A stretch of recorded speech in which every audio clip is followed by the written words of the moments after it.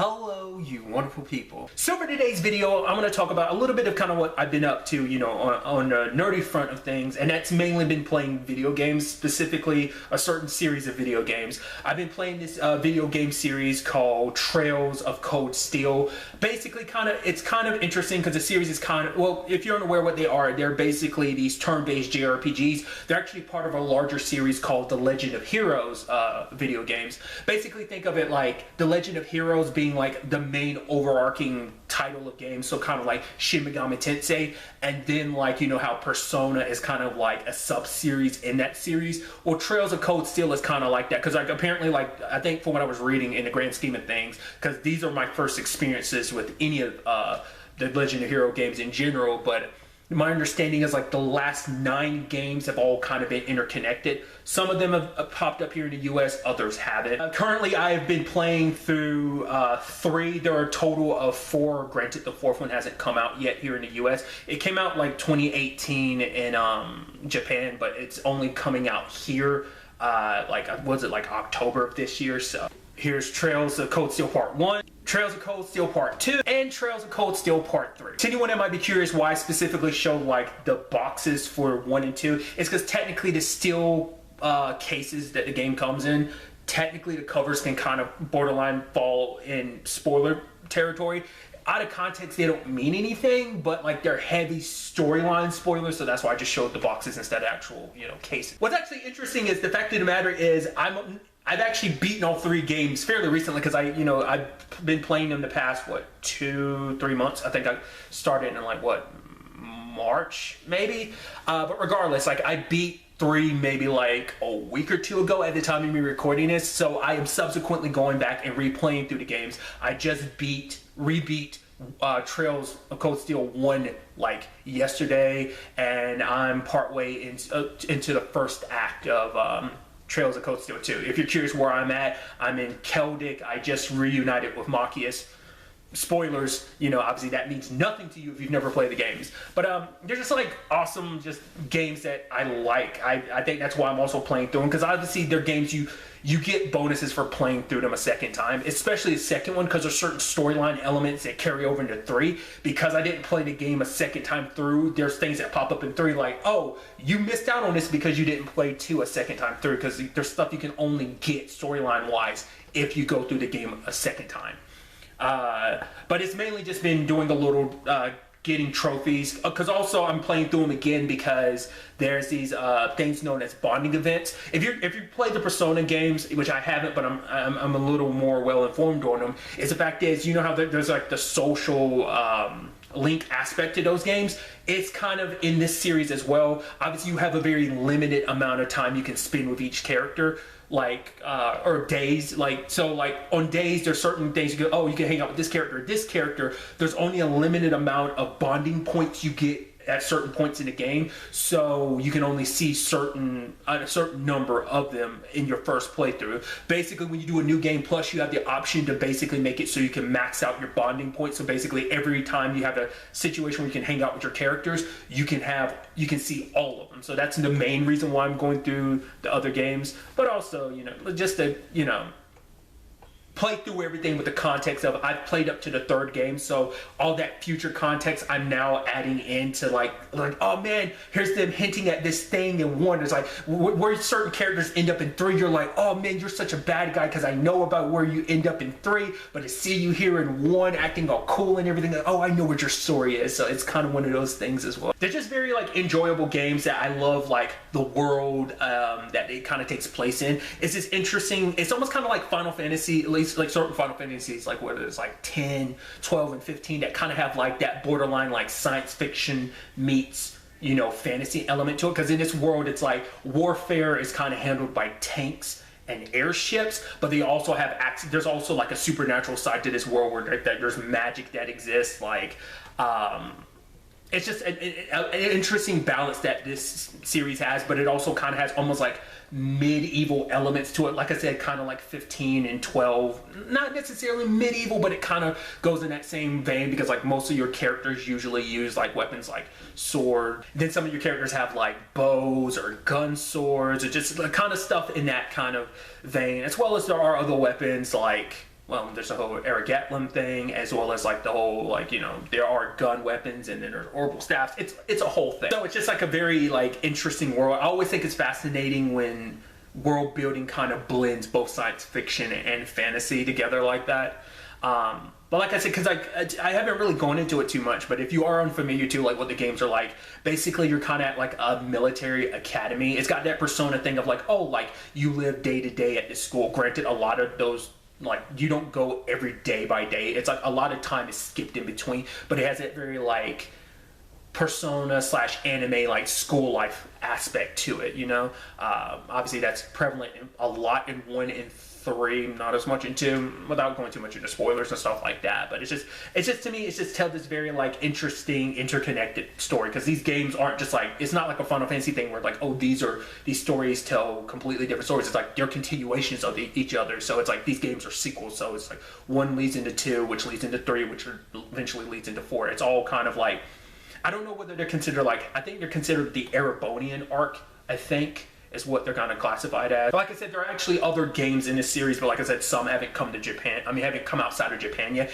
because I know there's at least 2 games that take place in the whole cross-spell thing that follows Lloyd, Randy, and all of them. Once again, out of context, that means nothing, but like I know like there's a fan translation happening, or has been in the works at the very least. I know that much, but that's about it. And like I said, the Trails of Cold Steel games themselves have slowly been coming here to the States. Like I said, the 4th one, you know, on its way this year, like I said, in October, because like some trailer stuff has been dropping that I've been kind of watching. I'm trying to avoid too much because I don't want to know any story beats, but, you know, just looking at gameplay stuff mainly. These are those definitely long JRPGs that you can easily sink hundreds of hours into, because each game is definitely like 100 plus, depending on like how much you do or how little you do. Also, once again, there's a whole angle of how much you want to do the whole New Game Plus things, because even those work on an interesting level too, because like each New Game Plus you get like 5 points. Those 5 points could be allocated to how much stuff you bring over in your New Game Plus, whether it's like your levels, your bond levels,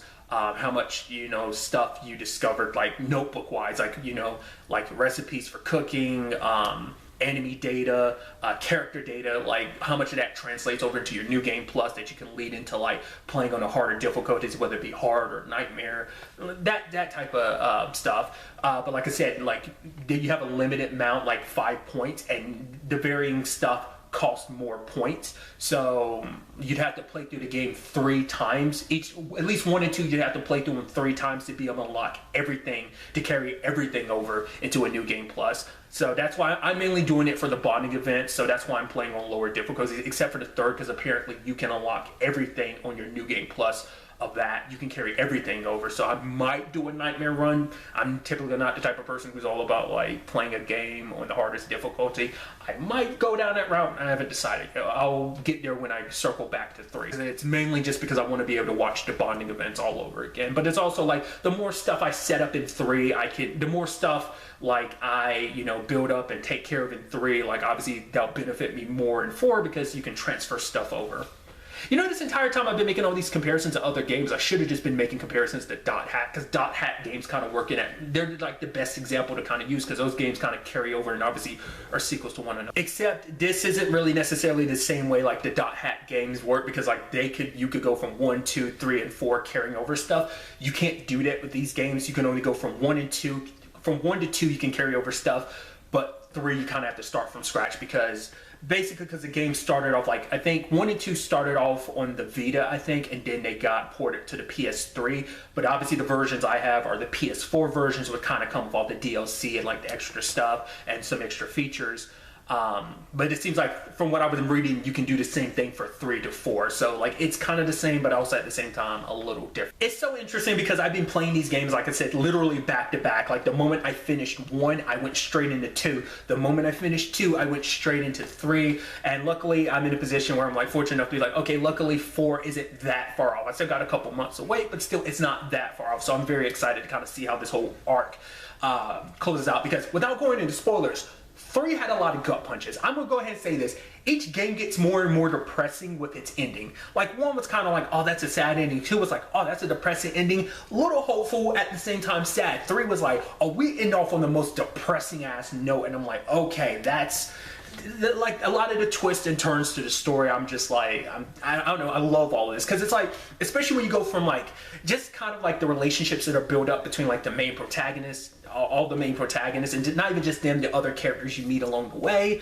And the fact of the matter is, like, in particular, like, you know, in between 1 and 2, going from 2 to 3, and like seeing your characters, how much they've grown in like a year's time, and just like all the stuff that they're up to, you know, especially Reen. Like, to me, that was the moment you find out where Reen is, where he ends up in 3. You're like, that's so neat, that's so cool. I love that that's where your story ended up taking you. So it's just one of those things that, and it's, obviously it's not just Farine, it's just literally everyone that's part of Class 7, and not just them. Like I said, every character you've come to know, as well as new characters. Some are from games outside of the Trails of Cold Steel series. Like I said, there's crossover with some of the stuff that's never come to the US, or at the very least there's some stuff that I'm just not informed about in general that they kind of reference and wink to. Like I said, some of that I know is from the Crossbell, the games that take place in Crossbell, but still. Just this whole thing is getting me giddy just thinking about, dude, I'm so pumped for 4. I can't wait. Like I said, just that little gameplay trailer I saw is just enough to make me go, I can't wait to see what the story beats are going to be. I'm so damn excited. I literally spent this entire time just talking like this about it. Like, there was really no other point to it. It's just like I needed an outlet to kind of talk about these games, because I really dig them, and just, you know, I've never had a chance to really talk to anyone else about them, so I just decided to make a video about it. If you are someone who likes JRPGs, I would highly recommend this series. I would look into them a little bit, obviously not too much spoiler-wise, but just, you know, to see whether or not it's something that you're really into. Maybe it's something you're into, maybe it's not. Yeah. Because I know it's not just like like I said, I would recommend obviously getting like the PS4 versions of 1 and 2. Obviously, like 3 was for the PS4, but it's also on the Nintendo Switch. But 1 and 2, especially like the enhanced editions or whatever, are also on like PC and stuff like that too. So, you know, letting you know where everything kind of stands. Just because I ended up having a lot of fun with the games doesn't mean that everyone else is going to feel necessarily the same way. But like I said, they're just like games that I've really enjoyed. I feel bad because I was actually, after I finished 3, I started a new game. Like, in I don't even want to say what game I started. It's another JRPG that I was having fun with, but I ended up going back and started replaying 1 again because I got that itch. Which I feel so bad about. That's why I don't even want to say what other game it was, because it's not like, oh, the game was boring or anything. I loved it. I was having fun.